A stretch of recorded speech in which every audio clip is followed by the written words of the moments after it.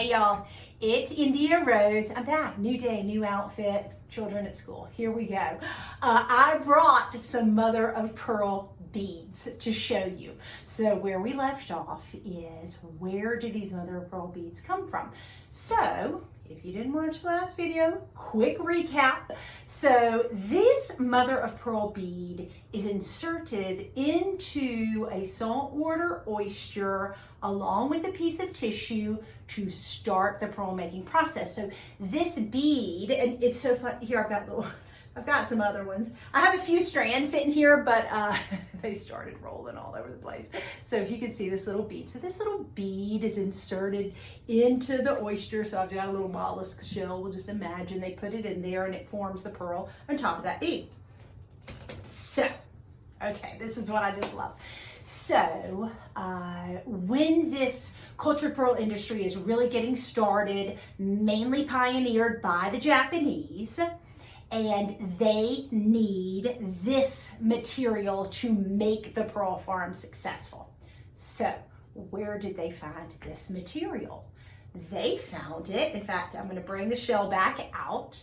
So this shell is a freshwater mollusk that comes out of the Tennessee River, and the Mississippi River has these same type of species. They've got multiple species of mollusk, of little freshwater mussels that have really thick, dense shells.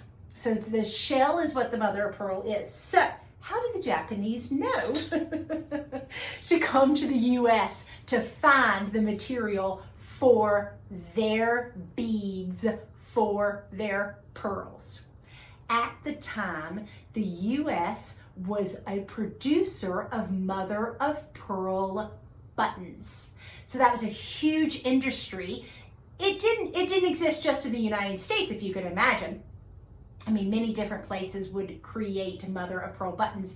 And what they would do is they would take a shell and punch circular blanks out of the shell, and then they would form those into a mother of pearl button. Okay, so the Japanese saw the high quality buttons coming from the United States, and multiple businessmen traveled to these regions along the Tennessee and Mississippi River to start an export business of mussel shells.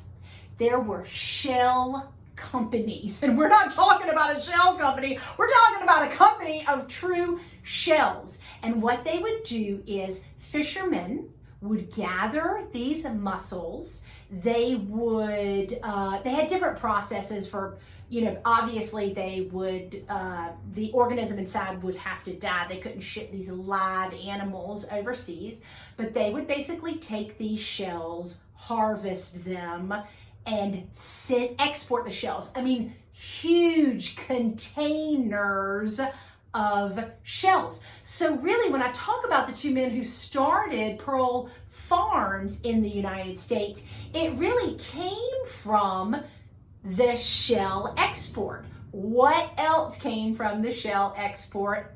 Natural pearls. Because if you gather enough shells, you will find pearls that have formed naturally inside these mollusks. So kind of in celebration, if you can see my little choker, this is actually, it cracks me up. This is one of the most expensive strands of pearls that I own, and it is an all natural strand of pearls. So not cultured pearls. These pearls came from the Tennessee River, from the fishermen gathering the mussels, opening them up, and they would find some natural pearls. And then the other cool thing is Japan, Australia, French Polynesia, Indonesia, other countries that began their own pearl farms would still come back to use the American mother of pearl to seed their oysters. So then it's like a bit of the South in international cultured pearls, which is really cool. So what happens from there? I've got more information for you coming up. Stay tuned to my next video. Thanks.